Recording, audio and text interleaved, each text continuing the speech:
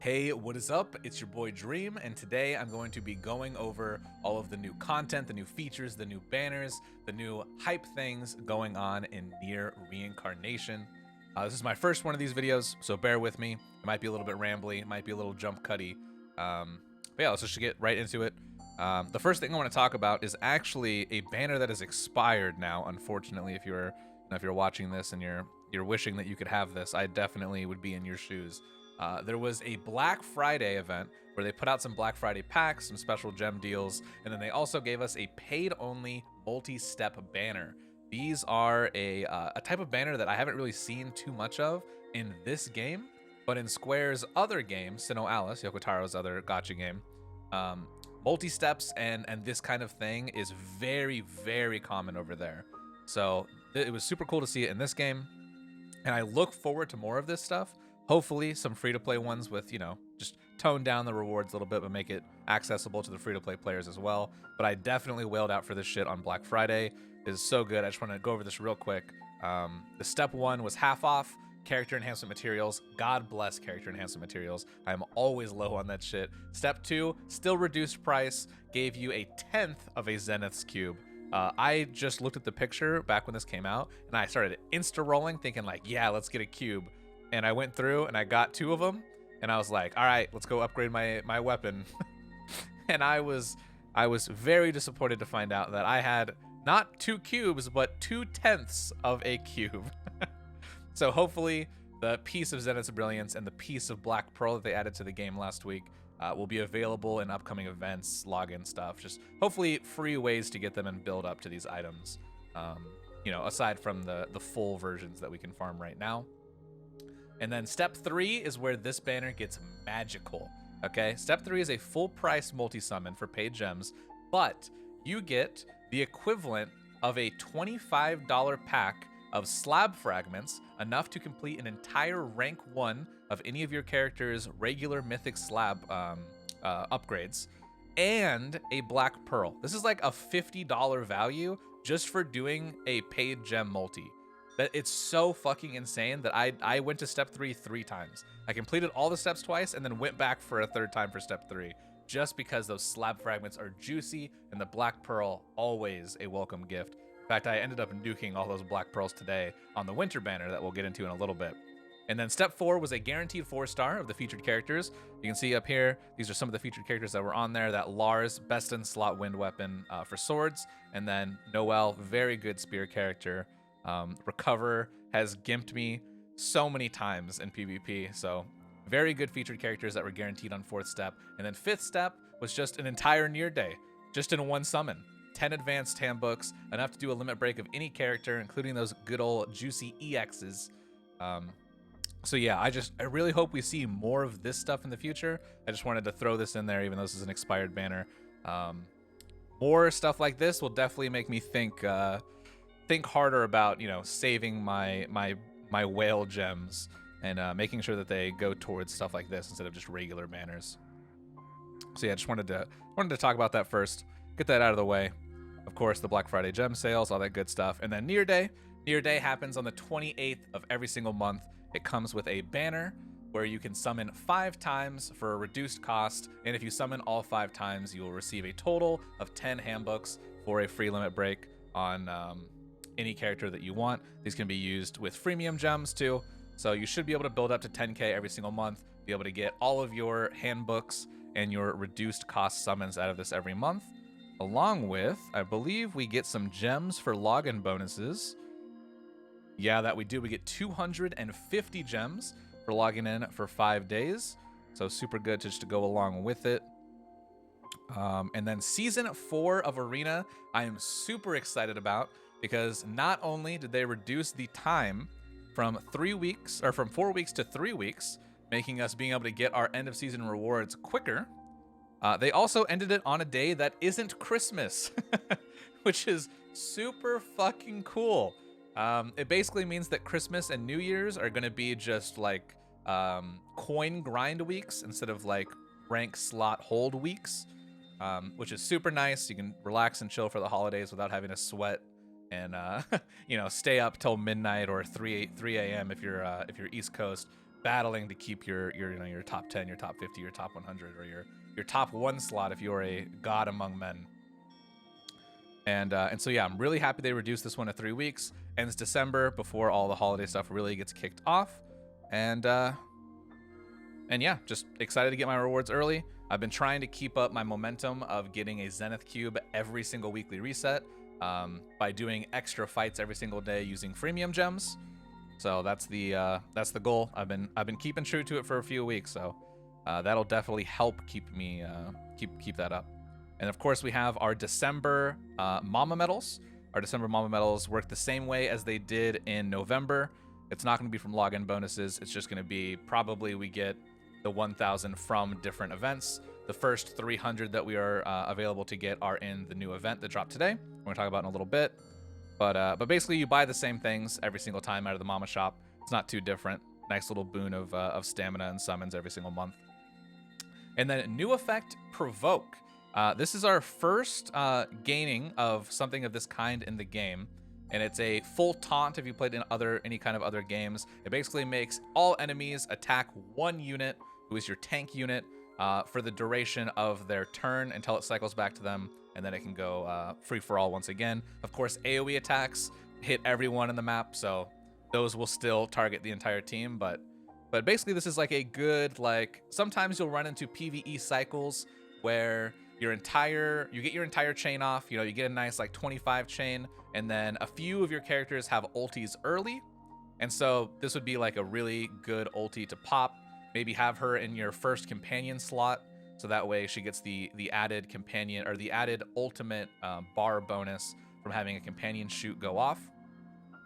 And so you'll be able to proc this Provoke in the in-between while you're waiting for all of the skill cooldowns to come back up for everybody. And of course, run low agility so your other characters get lots of attack turns in while they're able to just wail waiting for their CDs. And so yeah, I think this is really cool. This will only really have an effect in PvE. I don't know how accessible it is right now, considering it's only on one unit's ultimate. But if they ever start adding Provoke to low CDR weapons, then that would make PvP real spicy. So honestly, I'm really hoping they do something like that. I hope this doesn't just stay an ultimate thing, so that way it can actually be applied in PvP eventually. That'd be super cool. They put Provoke on only one unit right now, and it's the free unit that you get from the event. So we'll talk about that when we get to it. Christmas Campaign Volume 1 is just more login rewards. We get some gold, some stamina, some enhancement materials, and of course that 1 week in 4-star premium summon ticket. I love these. These are the only way I will ever get these, because buying them with your medals or with like your Mama medals, with your rare medals, your regular medals, are never the way to go with your medals. So these are really the only way we get these tickets for me, is through these login events. So super grateful. And then we also get an extension on our all weapons and all characters glorious success up, which we've had going through the Black Friday week as well. So let's, I'm going to talk about the banners at the end. So let's skip past real quick and let's go to the new event. The new event works the same way most of our little story events go. There's a nice little side extra where we get to learn deeper lore about one of the characters. In this case, it is our boy Rion. Cute little story. I already did the quest and I'm already farming it. But basically, in this, you get this character for free, and you can get all the copies to max limit break him for free as well. And he has the ulti where it gives you Provoke.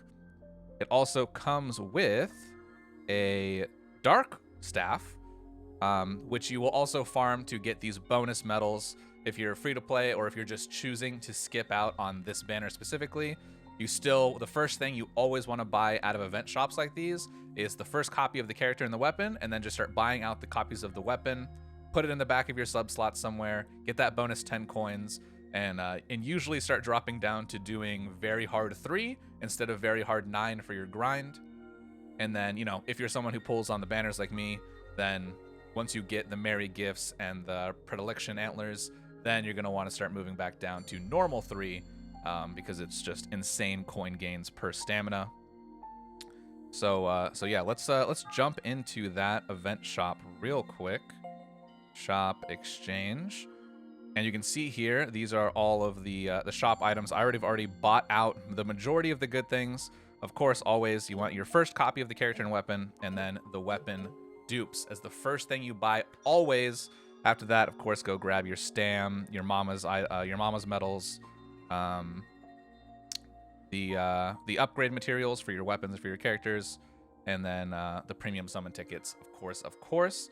And then we have these new items as of last week. The slabs are also in here too. I'm guessing that these events are going to be the main way that the game is going to be giving us medium and large slab fragments, because farming these is super, super, super slow.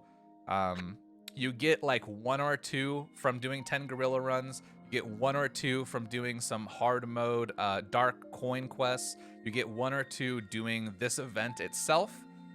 Which we can actually just go to and show that as well. So like right now I'm farming normal 3 because I have plus 36. So I get like a nasty 420 per 100 stamina. So I'm gonna be buying most of the things out of the shop, but I'm gonna throw an image on screen right now that was posted by our boy Flip in the Ashen One Discord, another content creator for this game. So shout out to Flip, shout out to Ash One's Discord. Super chill community. Super helpful with any questions you have on anything like that. Definitely recommend joining his Discord and subscribing to him on YouTube if you don't already. He's definitely one of the people that led me to getting deeper into this game than I already was. So yeah, you basically just want to spam these for coins. You're not really trying to get the medium slab fragments out of these. Like if you have a lot of bonus coins, don't do very hard, just with the thought that you're going to be getting more slabs. The slab drop rate doesn't really increase with going to very hard. And then, of course, just the exchange itself and events are going to be our main way of getting it. And then, of course, on top of that right now, we also today just started, perfectly in time, Gorilla Quest drop rate 1.5 times.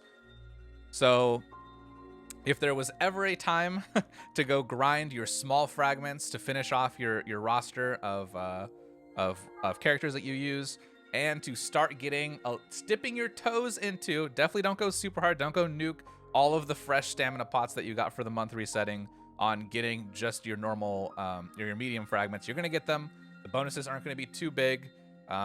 Getting the first few cheap things on the characters you use mainly is going to go way further than you just like full YOLOing out trying to get 66% completion done on one character. So spread it out. You know, do what you can to min-max your team. I've been focusing on mostly my 3 PvP characters, and then, you know, trying to spread out my my small fragments between the rest of the squad that I end up using in like subjugation or other kinds of dailies and stuff like that. So that's the event going on. Of course, always farm out of the shop as much as you can with the free stamina pots they give you. And then go a little bit deeper for the stuff that's harder to get anywhere else, especially those slabs. If you don't pull on this banner, these slabs are going to be a grind. This is 10K to buy all of these out and almost 10K to buy all of these out. But again, it's super worth it. These are free ways to get these, whereas the other ways to get these are basically exclusively whales, whale options only. So yeah, you can grind out the gorilla, get those small tabs, get a small of the medium tabs, and definitely buy your larges and your mediums out of this event shop. And now the juice, what I have been waiting for. The second I saw this come out in JP, I was super excited, hoping that we would get it for Christmas as well, and we did. It is the Yuletide Prayer Summons. In this summon package, the featured characters are a Fio, Yuletide Girl, and a Levania, Yuletide Monster. Now, unfortunately, the Fio is kind of on the worst side. I think JP ranks her like an A for PvP and like a C for PvE, unfortunately. But Levania gets an S in both, I want to say. Very strong character, very good stats. We'll go over that in just a second. And they also come with their own fist weapons, which are both 15-14 CD skill weapons, meaning that these are some best in slot PvP weapons for their given element on fist. So right now, the overall best in slot PvP fist weapon is the mechanical fists, I believe they're called. They're wind fists. and they're also 15-14. But these Merry Gifts are water 15-14, and Predilection Antlers are light 15-14. And they both come with their varied uses, and it's super cool. We'll dip into that. And this is just a regular featured banner. It works the same way. You can pull on it with paid or with freemium coins. And there's a 200 pity where you can go shard out. You can see here that I went about 14 multis deep before I got each of my copies. And I was happy with that. I don't feel the need to go to go pity just for a dupe. I can save those 6 multis towards the next banner. And so let's dip right into the characters that came out in this patch. First, the free one. We have our Yuletide Exile. Pretty okay stats, very dank HP. She has, of course, that ultimate that has that Provoke state for 1 turn, on top of giving defense up to her entire team. So she's getting her tanky herself, tanking the whole team, and tanking for them. Combination kind of goes hand in hand with the new Fio. Unfortunately, if the Fio was better built for PvE. So yeah, I could see there's probably some situation out there where someone's gonna find a sick use for Provoke. Personally, I'm like a glass cannon kind of PvEer. I put most of my focus into PvP. So yeah, I hope that someone comes up with some cool strategies that I can just yoink and copy, because I will be MLBing this character from the event shop. Actually, you know, we can do that right now. Right now for the funsies.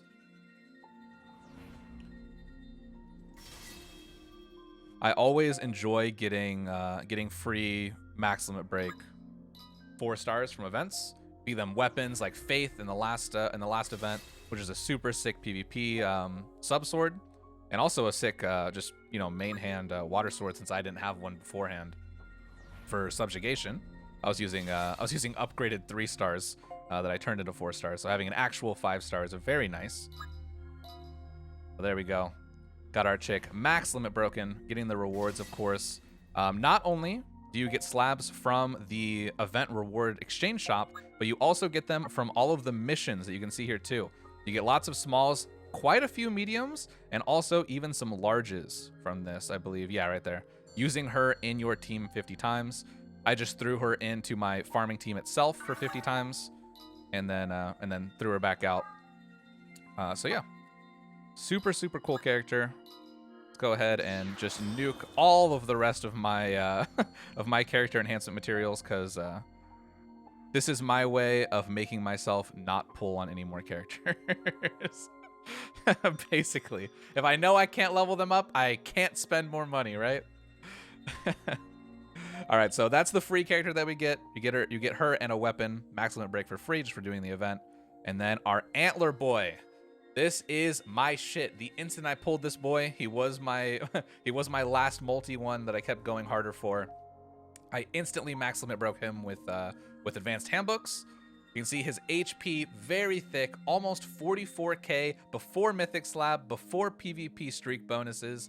Oh, he's juicy. I love him. Attack almost 5k, really up there for a fist character. Pretty close to, I believe, a max limit break abstract monster.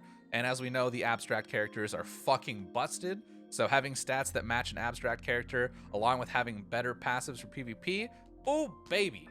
So good defense.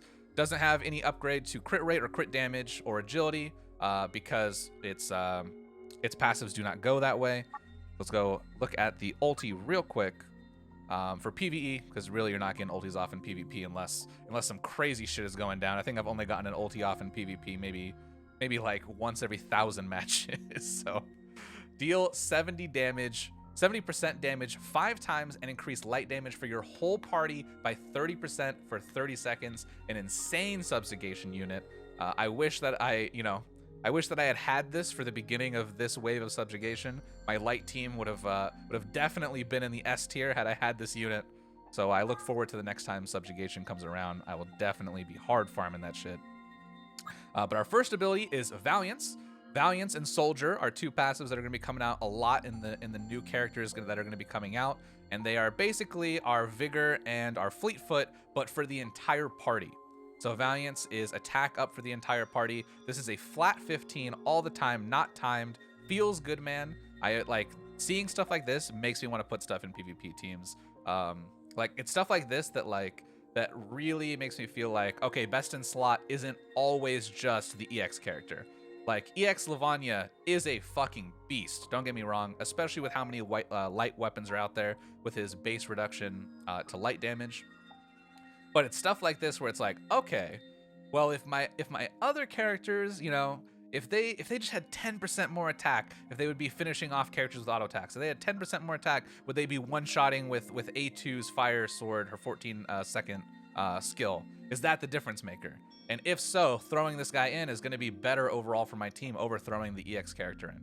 I don't have the EX character right now, so it's not a choice that I have to make right now, but this is the kind of thing that would make me think that, especially the soldier version of this, which is the agility up 15 to 20% for the entire team.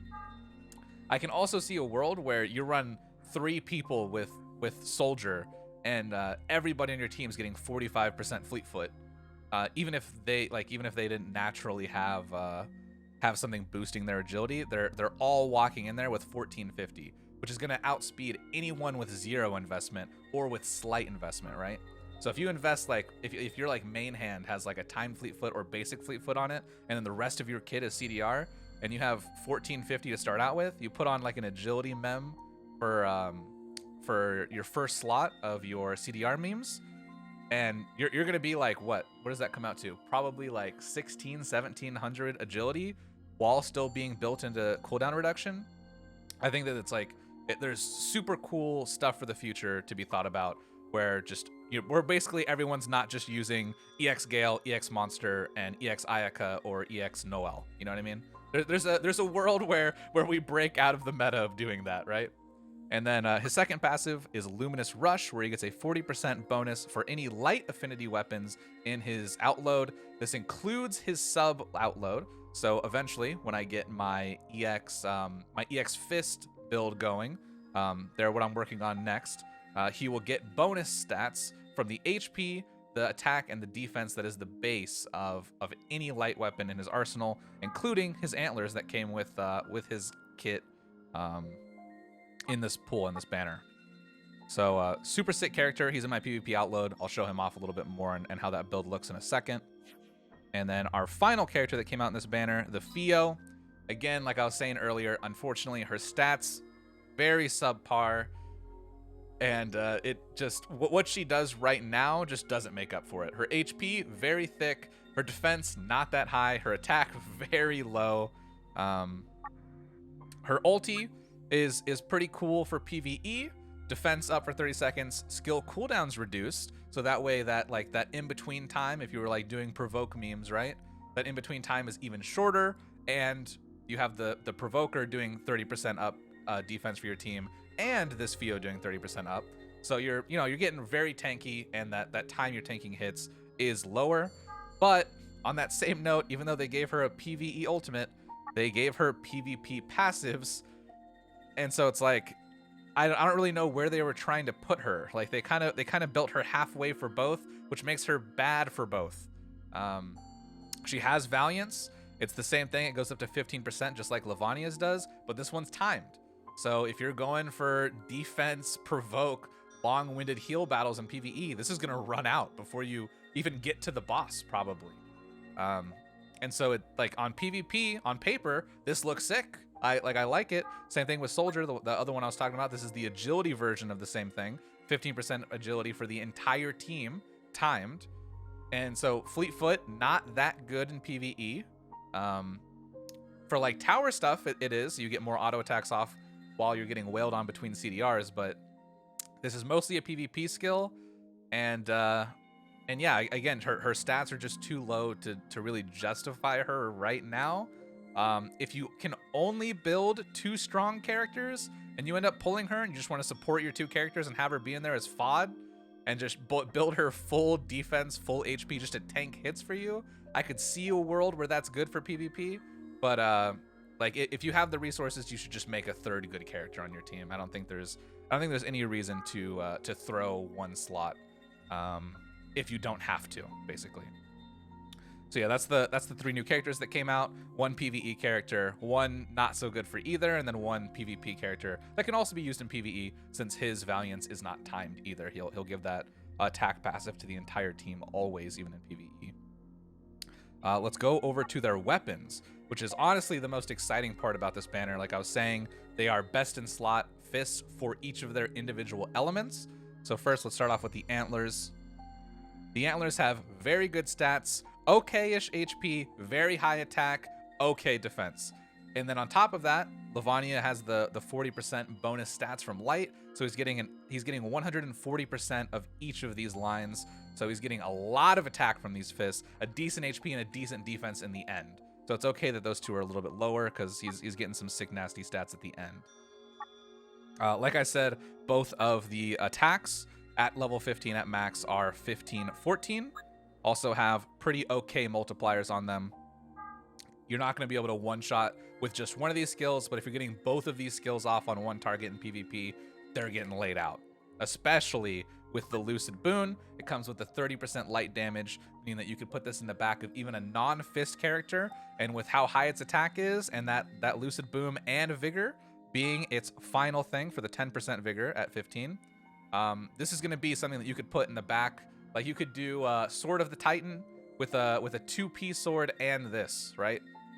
Or if you don't have the 2P sword like me, this could replace the 2P sword to be the extra bump that your Sword of Titan needs to be able to actually kill things, because Sword of Titan has very low base stats by itself, but it's light, which is very good, and very low 15, 14 cooldown. So yeah, this is kind of like a replacement if you never got to get 2P's weapon in that sense, but also just a nasty main hand light fist in its own right. And then we'll go over to the Christmas Brawl ones. Our merry gifts here, little snowmen, which are super adorable in game. HP, very high. I like the HP. Water weapons normally have high HP. They're notoriously the weapons that give you recover and those kinds of memes. Proccing a recover in PvP in the middle of getting hit and surviving something that was lethal is just the funniest shit ever. I used to run the machine axe on my A2, and I literally can't count the number of fucking PvP games that I won off of pure horseshit, where a character walks over and hits me for 100k, but I heal like before like the animation is over, and so I just survive lethal damage. So I always like the high HP. High HP, always good memes. Attack is decent, so in the end it's definitely worth it, especially when you see toughness again added on to that high HP pool, the 15% HP, and then timed agility Fleetfoot, the best in slot ability you can have for a sub weapon outside of haste, the CDR one obviously, but agility up 20% for 60 seconds makes this, in combination with the other banner that's currently up from November that has Mechanical Heart in the back of it, which is also the current hard best in slot overall fist, but also the best in slot for Wind Fist, another 15-14 that has Tempest Boon, the wind version of the 30% boost that the light fists have, and then also has the timed Fleetfoot, meaning that if you have Mechanical Heart and you have Merry Gifts, that is 40%, that is 400 agility right there. Before you talk about memoirs, before you talk about soldier from other characters, before you talk about your character's base Fleetfoot if it has it on like the character passives, and so yeah, it just makes for super sick builds that you can do with different things, agility wise, half CDR wise, tanky wise. These are just overall very versatile fists, and I knew I needed at least a copy of each of them, even if I didn't have the black pearls to be able to max out both of them right now. But like I see a world where I'm hot swapping between my light fist, my wind fist, and my water fist, depending on what team I'm fighting. You know what I mean? If someone tries to go hard fire defense, I'm popping those water babies on. If someone's full dark or they're light, I'm probably popping those light babies on. And then, you know, right now I'm rocking the wind babies, but a lot of the good weapons right now are wind, so I feel like people are going to start moving in the direction of defending against wind. So when that happens, you know, just pop on my other shit and we're good to go. All right, now that we've talked about all of the stuff in the notices, all the new events, all the new banners, all that good stuff, what's going on currently in my head in terms of what I'm thinking for the meta, let's get into a few PvP matches to show off the new character, show off the new build, Let's go to the Outload real quick just so you can see what I'm working with here. We got 157 almost K force in this team. Mystic Slabs bumped me up an easy 40K.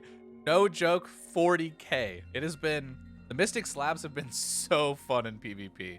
Like the insane difference it's made character to character, team to team has just been so fun. I really enjoy the Mystic Slabs, especially the fact that you can grind it out in Gorilla. The fact that it's not like hard gated behind whales get it first. It's super cool, especially with the 1.5 times Gorilla going on right now. Everyone's going to start catching up, and PvP is just going to start getting insane. I've seen some defenses that are in like the 190K now, and it's not like, that's not like throwing. It's not like they just clicked strongest team. Like their CDR, their agility built. They just have full 5 stars level 90 with level 90 EX characters. And it's like, god damn it, dude. So right now, we have Yuletide Monster, which eventually I will be running. Like I said, I'll be hot swapping between the wind, the water, and the light fist with double EX weapons in the back for full haste build. And of course, I still need to finish off the rest of these memoirs on the right. I'm still using 2 3 stars. But right now you can see his agility is 1490 or 1419. But that's not counting the timed Fleetfoot on either of these 2 fists. The Fleetfoot timed does not show in the stats on this page. So there's an extra 400 that I'm going to be getting in battle, meaning this is going to be an 1819 agility character without having a single agility line in the actual character. So that's fucking crazy. Like, assume I put on a Levania that has Fleetfoot on him. Like, he'll go into like the 2K range easy. And that's without being invested into agility memoirs at all, or without being like hard invested into like staying away from CDR, because I'm still using low CDR weapons, and I could easily even just replace this one right here for like having 1 EX weapon with haste. And at that point, I'm gonna be, you know, pretty close to speed tying most builds, being able to get off stuff manually over the opponent's auto going off. And then my first memoir, the only purple on this character, is going to be plus 120 agility, and then a subline of another 30. So I'm getting 150 from that one, and of course, that's just the regular crit rate and attack up. Eventually, the goal is to have all of my PvP units at a crit rate of 65-ish. That's kind of where I'm aiming for. You can see on my Lars here, that is where I'm at exactly, with the double EX weapons and the full CDR set. So this is max cooldown with a 14-15 sword, or max cooldown build with a 14-15 sword, and then same thing with my A2. I have a 14-18 sword with max cooldown for the sub weapons and for the memoirs as well. And then I have the fire damage up book for her, the wind damage book up for Lars and for the monster. And then whatever I'm attacking, whatever their main defense is, I will put on the resist book on this character. So that's the current build. Basically, I go into a fight, my Yuletide monster gimps 1 unit first, my Lars auto attacks and cleans up, and then the second my Lars auto attacks are done, usually they have 1 character already dead, and then I'm going into my super fast Lars attacks and my super fast A2 attack to finish off the last 2 units handily. And then if for some reason, you know, there was some bad trades that went on, I had a character drop during the auto attack phase, or if we're speed tying and they're getting some skills off in between my skills, then Levania skills will come in and clean up at the end. And of course, all of these units having very, very high HP pools. These HP pools are before the 15% buff from the win streak too. So these are even higher in battle. Let's do a few battles and kind of show this comp out. All right, let's see what we can do with our PvP team. Make sure that we're on the right one. There we go. And so let's see how many we can clean up with auto attacks and how consistently our CDR comes through to finish it off in the end for us. All right, looks like A2 is going to be our target. I'm not afraid. Unless they're heavily invested, might be able to kill through autos. There we go, kill through autos. And then we just clean up with CDR skills. So that's the big strat. Even if you don't get the kill, Lars's first actual skill will clean up anything that they were auto-attacking, almost guaranteed. And then he'll be able to do good damage to a second unit. And then I try to target the third unit with my A2 for just full finishing off that last unit. Let me change my books. There we go. Yeah, A2's first skill is almost always a one-shot. So very consistent at finishing up there, and then the auto attacks plus Lars I'm not afraid. really coming in. Oh my god, let him know. That's what I'm talking about. My boy is insane. And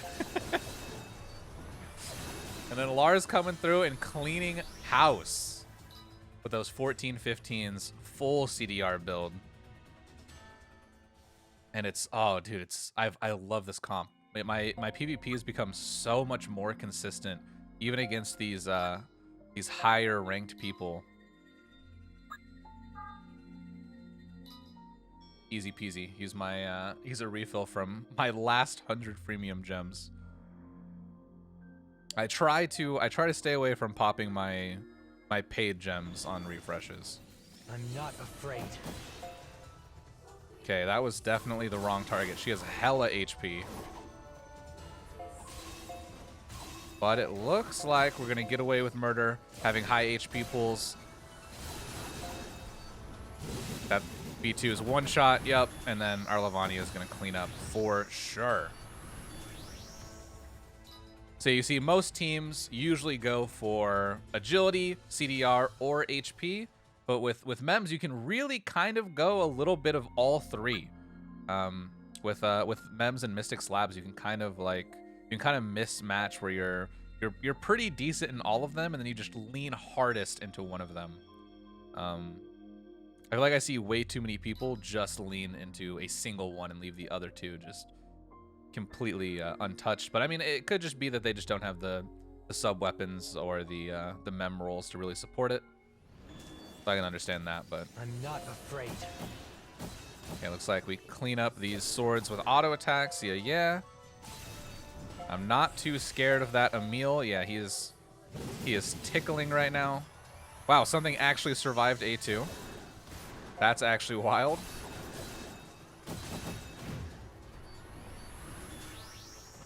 Usually she goes second, though. Usually she has the chain going. And so had she not been the first one to get a skill off there, that definitely would have one-shot the 2B. Let's see. What do we got here? We can go for legendary.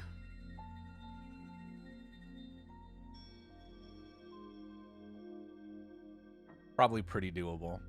I feel like I know most of the people in my bracket that that are just the hard avoids. I'll grind them into dust.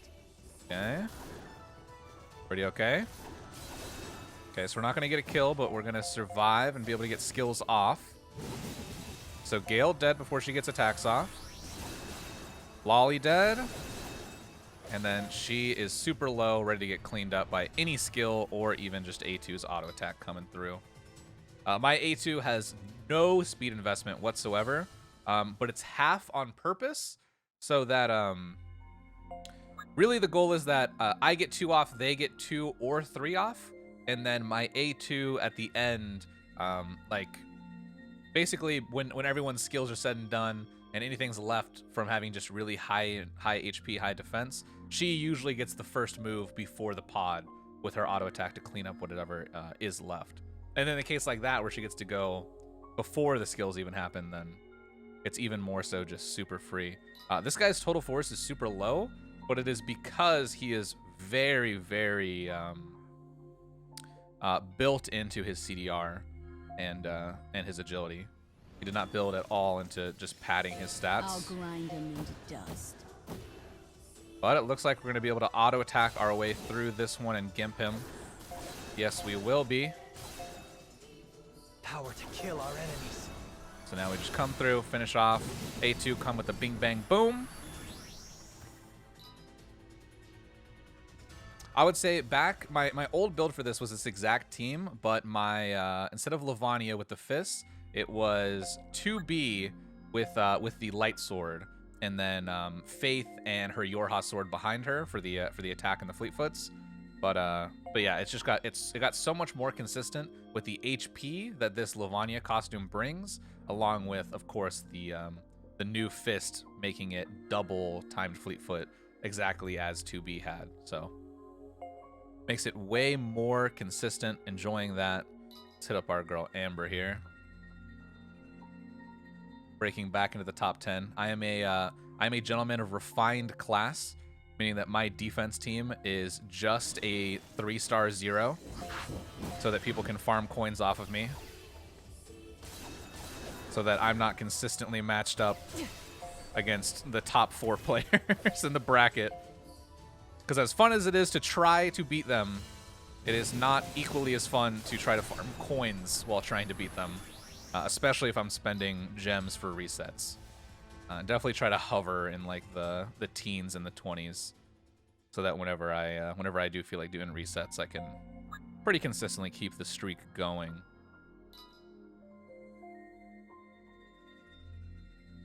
Also, at the beginning of seasons like this, it's always pretty easy to get to know everybody's defenses, because they're not super tryharding yet, because they're not trying to hold rank. Easy wipe. You want to die that badly? Oh, nice counter. Okay, so he kills Lars and then one shot. Easy peasy.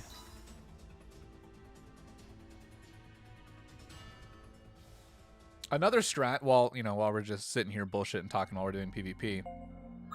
Another strat I definitely recommend, if you guys don't already do it, if you guys are people who like using your freemium gems or even paid gems for resets to try to work towards getting a cube every week or even every other week, because you still have to do resets even for that. If you are one of those people, spend the majority of your resets at the start of a season. It is definitely worth it. Oh my god. Even through a counter, she almost got one shot.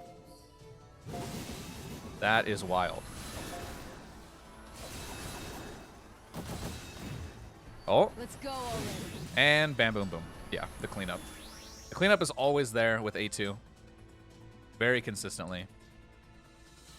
Oh, but yeah, at the start of a season, just, if you have a free night, go hard. Just, I think, fuck, let me see if I can show it here. I think it's under rewards.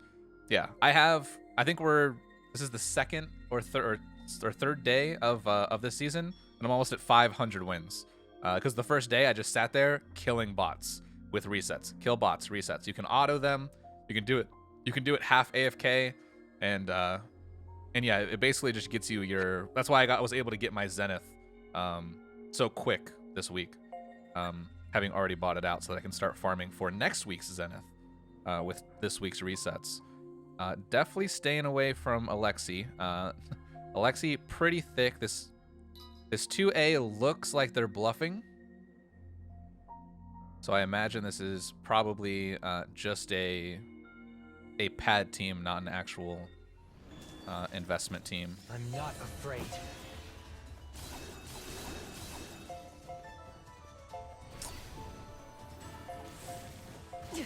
And yeah, that's exactly what they are. Not invested at all. Free cleanup. Easy points.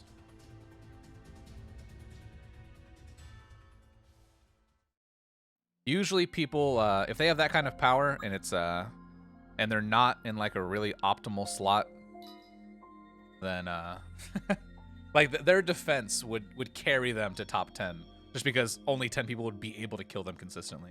So if you're back in the 20s or the 30s, you're probably bluffing most of the time, if it's not like last day of ranked. You want to die? Ooh, nice counter. We take those. Ooh, this is an actual built team. Okay, that's worst case scenario, but we can bring this back.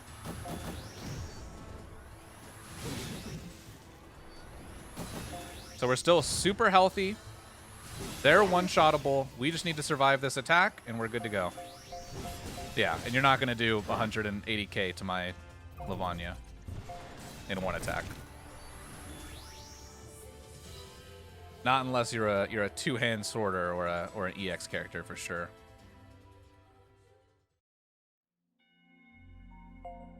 So yeah, that team also optimized even though they have low stats. Let's try the number 9 guy. I always enjoy fighting against full light teams because it just means that my book is just insane against them. And most people don't have the pod built out yet. I'm not afraid. So most people are still coming out of this exchange with -3 light power, even if they have the light boost on. Okay. We got an auto attack kill. And now we are cleaning up with our skills. Yep. Easy, easy, baby. So yeah, I'm super glad that I invested my black pearls into the Merry Fists. I'm super glad that I invested the handbooks into this Leviathan. This Levania. It's been coming out super well for me. Yeah, I think I'll save my premium gems and reset more when I have more freemiums. So yeah, that was him in action. Hope you guys enjoyed this video. Remember to subscribe if you want more of this stuff. I'll be leaving a link to Ashen One's Discord, not my Discord, but a Discord of really cool people that are in this community, in the PvP community. They theory craft about the lore, about how to complete the PvP events, or the PvE events, and how to best go about holding rank in PvP and all that good stuff. So definitely join the community. Super chill, super cool. And yeah, I'll see you guys in the next one. Peace.